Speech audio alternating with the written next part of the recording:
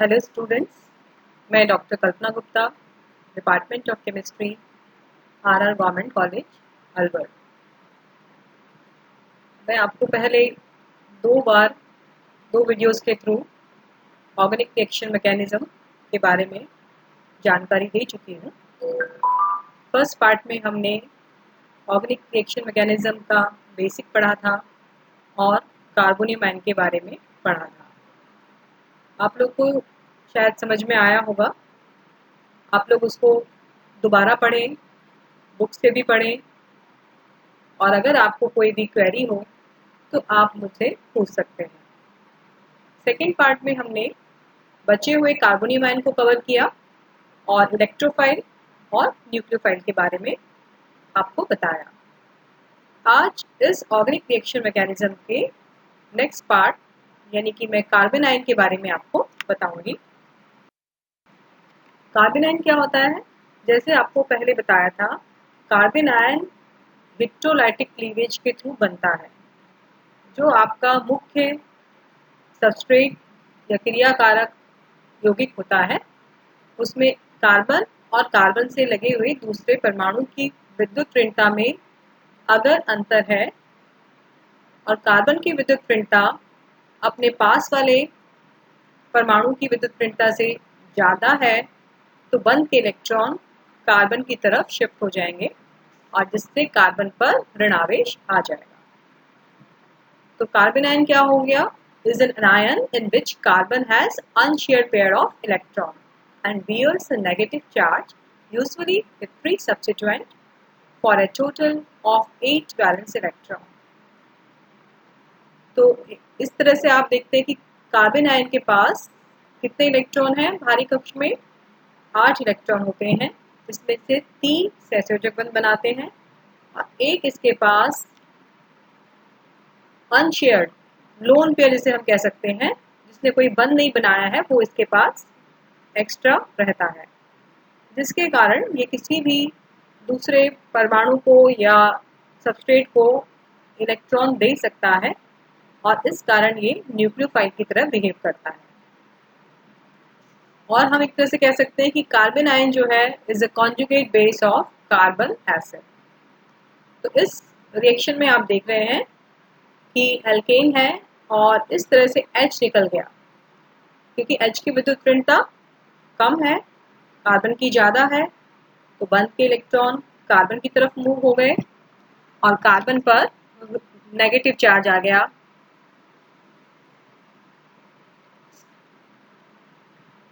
नीचे आप एक और रिएक्शन देख रहे हैं जहां 3 बेंजीन रिंग लगी है। ट्राइफेनल बेंजीन है, ट्राइफेनल मीथेन, और यहाँ हम जब एक क्षार दे रहे हैं THF है और 12 क्राउन 4 है जो हमने इसमें डाला है, तो यहाँ भी आप देख रहे हैं कि क्या बन रहा है? Carbon ion. कार्बन आयन किन किन अभिक्रियाओं में सामान्यतः बनता है, ये इस वीडियो के द्वारा आपको दिखाया जा रहा है। एक तो जो है कि अगर जो भी आपका सबस्ट्रेट है जिसमें कार्बन है, कार्बन से आप देख सकते हैं कि लगा हुआ ग्रुप यानी कि H निकल गया। फर्स्ट रिएक्शन में आप देख रहे हैं कि प्रोटॉन निकल गया और इलेक्ट्रॉन वहीं छोड़ जाता है, तो उससे बन जाता है कार्बन आयन। दूसरा रिएक्शन है कार्बोक्सिलेट आयन। यहाँ हम देख रहे हैं कि इस तरह से कार्बन डाइऑक्साइड बाहर निकल जाएगी और R नेगेटिव यानी कि कार्बन आयन नेगेटिव प्राप्त हो जाएगा। तीसरी तरह की रिएक्शन होती है योगात्मक अभिक्रिया। एल्कीन के ऊपर पाई बॉन्ड के ऊपर न्यूक्लियोफाइल अटैक कर रहा है कार्बन पर। जिस कार्बन पर न्यूक्लियोफाइल जुड़ेगा वो कौन से कार्बन पर जुड़ेगा? पॉजिटिव वाले के ऊपर, और पाई बंध के इलेक्ट्रॉन दूसरे कार्बन पर चले जाएंगे, जिससे उस कार्बन पर ऋणावेश आ जाएगा, अर्थात कार्बन आयन बन जाएगा। आप यहाँ उदाहरण देख सकते हैं और कि किस प्रकार से क्षार की उपस्थिति में प्रोटॉन एब्स्ट्रैक्ट होता है, क्योंकि जो प्रोटॉन का एब्स्ट्रैक्शन होता है तो वो क्षार की उपस्थिति में होता है। क्षार की उपस्थिति में प्रोटॉन इजीली निकल जाता है और कार्बन पर ऋणावेश आ जाता है। उदाहरण में आप देख रहे हैं कि ये कार्बन कीटोन है और NH2 जो है आपका क्षार है, तो क्षार की उपस्थिति में CO ग्रुप की वजह से उसके पास जो कार्बन है वो अम्लीय हो जाता है और इसलिए वहाँ से आसानी से प्रोटॉन निकल जाता है। क्षार, आप जानते हैं कि क्षार क्या होते हैं? क्षार वो स्पीसीज होती है जो प्रोटॉन ग्रहण करती है। तो इस तरह से NH3 बन गया और कार्बन आयन आपको प्राप्त हुआ। दूसरा नीचे रिएक्शन है नाइट्रोएल्केन्स। यहाँ पर क्षार है OH। OH ने NO2 के नेक्स्ट वाला जो कार्बन है, NO2 चूंकि इलेक्ट्रॉन विड्रॉइंग ग्रुप है तो नेक्स्ट वाला कार्बन एसिडिक हो जाएगा और वहाँ से प्रोटॉन निकल जाएगा और इस तरह से कार्बन आयन प्राप्त होगा। डिटेल में आप कार्बोक्सिलेट आयन को भी देख सकते हैं कि किस तरह से कार्बोक्सिलीकरण हो रहा है। O नेगेटिव के दोनों इलेक्ट्रॉन C और O के बीच में आ जाते हैं और इस तरह से कार्बन डाइऑक्साइड बाहर निकल जाती है और CO और R के जो बीच के सहसंयोजक बंध है उसके दोनों इलेक्ट्रॉन R के ऊपर चले गए और इस तरह से बन गया कार्बन आयन। यानी कि कार्बोक्सिलेट से के कार्बोक्सिलीकरण के द्वारा भी कार्बन आयन प्राप्त होता है। इसके अलावा जितने भी ऑर्गेनोमेटिक कंपाउंड्स होते हैं, क्योंकि मेटल इलेक्ट्रोपॉजिटिव होते हैं और या हम ये कहें कि कम इलेक्ट्रोनेगेटिव होते हैं, इलेक्ट्रोपॉजिटिव होते हैं कार्बन की तुलना में, तो कार्बन से अगर कोई मेटल लगा है, मैग्नीशियम, सोडियम, मरकरी, लिथियम, तो उस स्थिति में भी कार्बन पर ऋणावेश आएगा अर्थात कार्बन आयन का निर्माण होगा। यहाँ उदाहरण में आप देख सकते हैं अल्काइन है, एसिटीन है, जिसकी अभिक्रिया सोडियम और लिक्विड अमोनिया के साथ की जा रही है, तो H को रिप्लेस करके आपका सोडियम आ जाता है। ये क्या बन जाता है? सोडियम एसिटाइलाइट। कार्बन आयन बन गया C पर ऋणावेश। तो इस प्रकार ये जितने भी आपको मेन मुख्य उदाहरण बताए गए, जिन अभिक्रियाओं में कार्बन आयन मध्यवर्ती का निर्माण होता है। अब हम पढ़ेंगे next stability of carbon ion. चूंकि मध्यवर्ती हैं, अभिक्रिया के मध्य में बनते हैं और ये चूंकि कम स्थायी होते हैं, तो किसी भी हमने पहले पढ़ा है कि जो इलेक्ट्रोनेगेटिविटी होती है कार्बन आयन की, वो ज़्यादा होती है दूसरे परमाणु से। और यहाँ आप इस उदाहरण में देख रहे हैं तीन उदाहरण देख रहे हैं कार्बन आयन के। एक कार्बन आयन वो है जहाँ कार्बन का sp संकरण है, दूसरा है एल्कीन जहाँ कार्बन आयन का संकरण sp2 है और थर्ड है sp3 वाला कार्बन आयन। इन तीनों में सबसे ज़्यादा स्थायी होता है अल्काइन, फिर एल्कीन और फिर एल्किल वाला कार्बन आयन। उसका कारण है कि जितना ज़्यादा S करेक्टर बढ़ता है उस कार्बन के न्यूक्लियस की इलेक्ट्रोनेगेटिविटी उतनी ही ज़्यादा होती है। तो इलेक्ट्रोनेगेटिविटी ऑफ जो कार्बन की है वो डिपेंड करती है कि उसके अंदर कितना S करेक्टर है। जितना ज़्यादा S करेक्टर होगा उसकी विद्युत ऋणता उतनी अधिक होगी और इस कारण उसका स्थायित्व भी ज़्यादा होगा। तो इसीलिए कार्बन आयन sp का यानी कि अल्काइन का स्थायित्व एल्कीन से और एल्कीन का अल्किल कार्बन आयन से ज़्यादा होगा।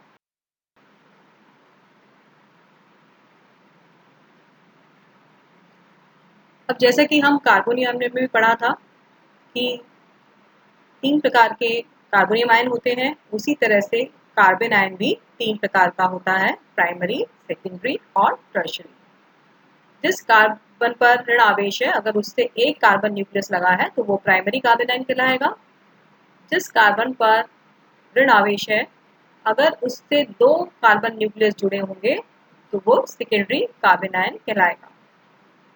और इसी तरह से अगर कार्बन आयन वाला कार्बन उससे अगर 3 कार्बन न्यूक्लियस लगे हों तो वो टर्शियरी कहलाएगा।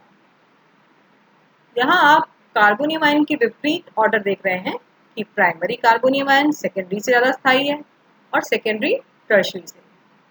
इसका कारण है क्योंकि कार्बन आयन के पास 8 इलेक्ट्रॉन है, 6 नहीं है, तो उसका अष्टक पूर्ण है, 3 सहसंयोजक बंध है और एक लोन पेयर ऑफ इलेक्ट्रॉन है।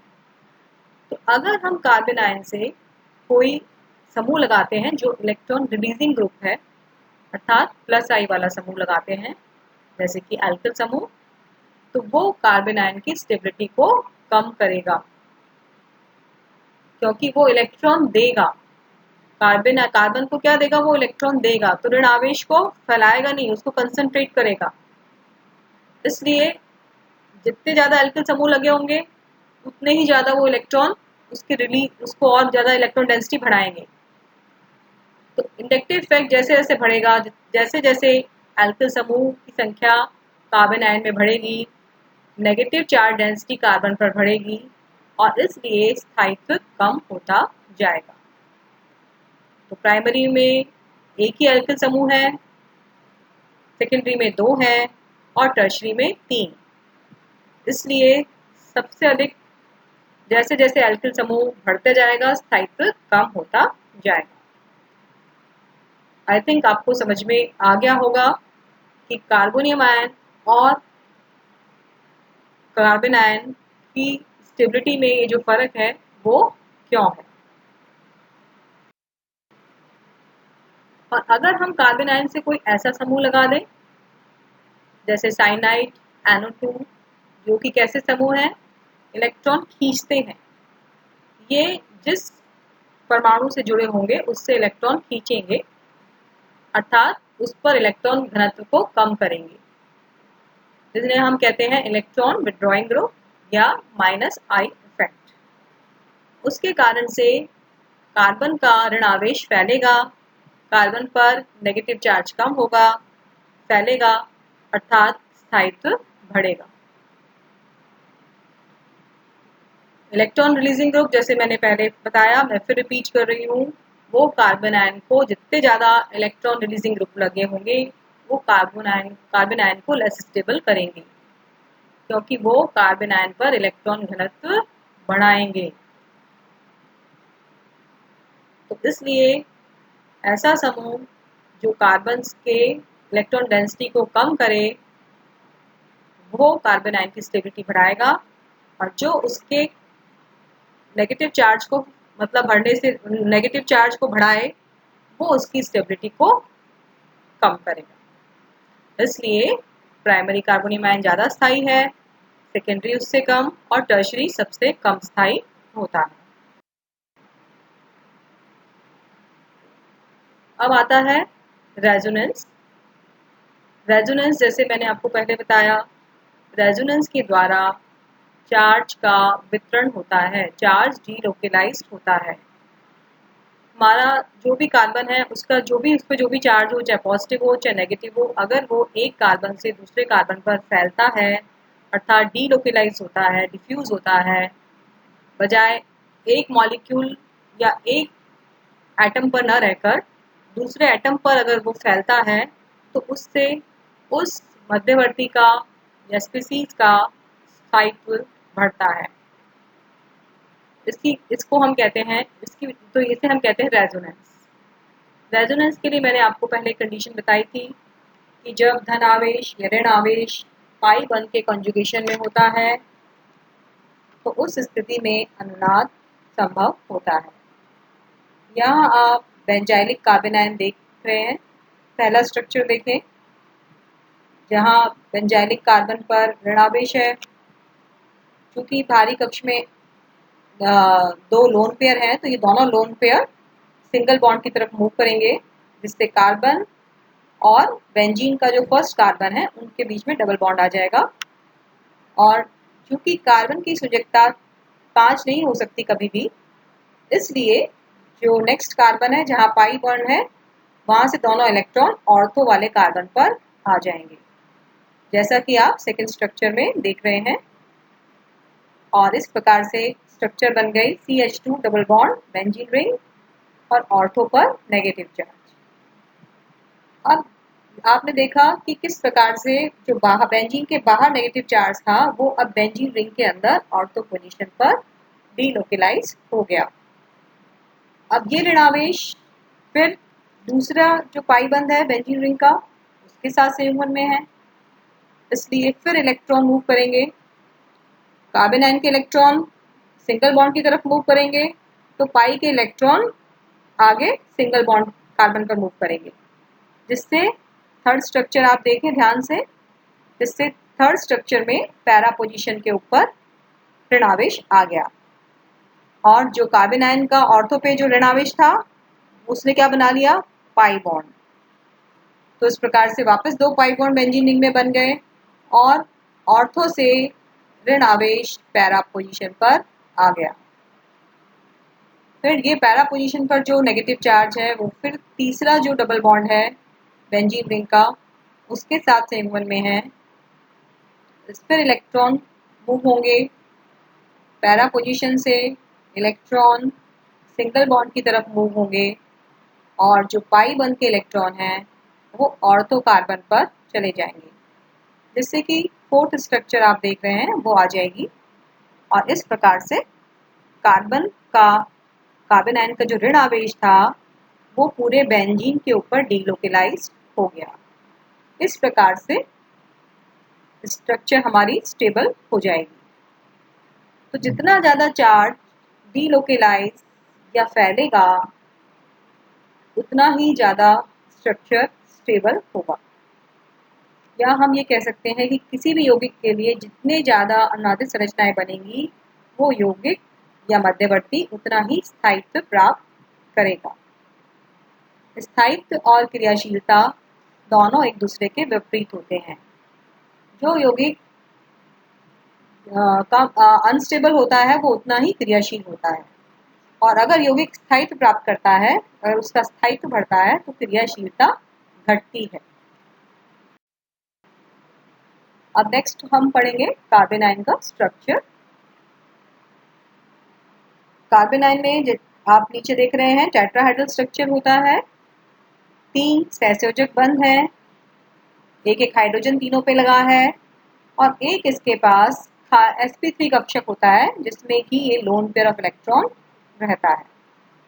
इस प्रकार से टोटल 8 इलेक्ट्रॉन इसके वैलेंस शेल में रहते हैं।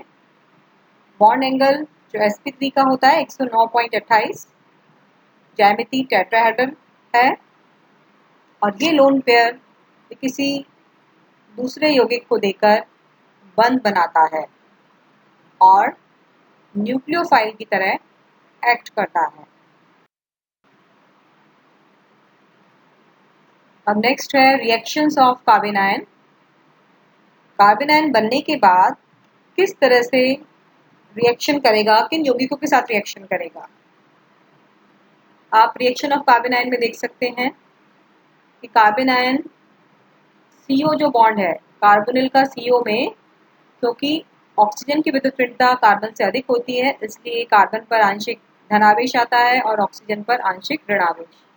इसलिए कार्बन आयन जो कि न्यूक्लियोफाइल है, इसलिए ये आप रेड एरो से देख रहे हैं, रेड एरो से ध्यान से देखिए। इसलिए कार्बन आयन कहाँ पर जुड़ेगा, CO समूह के कार्बोनिल समूह के कार्बन पर, और इस प्रकार से योग हो गया और आपका उत्पाद बन गया। दूसरी रिएक्शन है प्रतिस्थापन अभिक्रिया, यानी कि जो इसका इलेक्ट्रोफिलिक पार्ट है, पॉजिटिव पार्ट है कार्बन आयन का, वो रिप्लेस हो रहा है दूसरे इलेक्ट्रोफाइल से। CH3I के अंदर CH3 समूह पर धनावेश है, तो आप देख रहे हैं कार्बन आयन जो है रेड एरो से देख रहे हैं कि इस CH3 पर अटैक कर रहा है, तो इसलिए ये सोडियम CH3 के द्वारा प्रतिस्थापित हो जाता है। इस प्रकार ये है प्रतिस्थापन अभिक्रिया।